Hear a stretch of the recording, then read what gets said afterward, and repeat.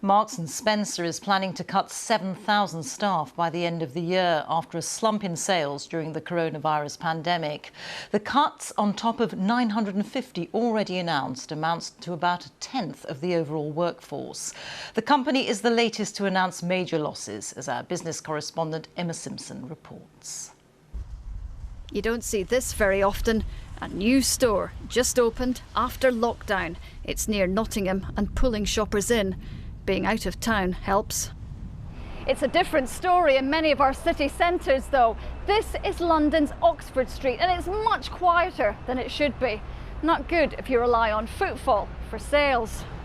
This was the first floor at Marble Arch this lunchtime, one of M&S's key London stores.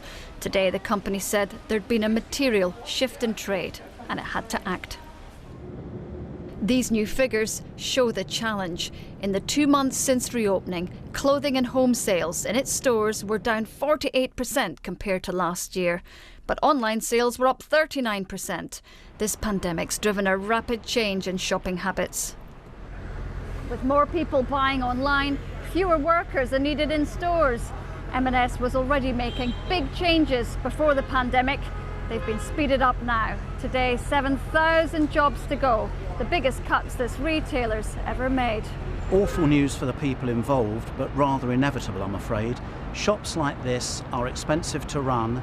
The costs don't go down if fewer people turn up to shop in them, and that's what's been happening.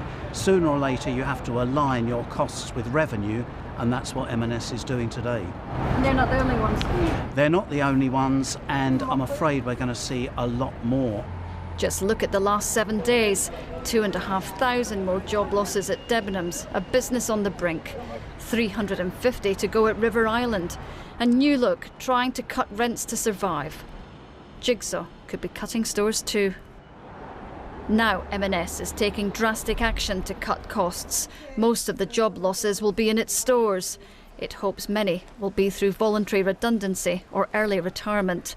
There will also be new jobs as it invests in online, a retailer that wants to recover from this pandemic with a leaner, more sustainable business.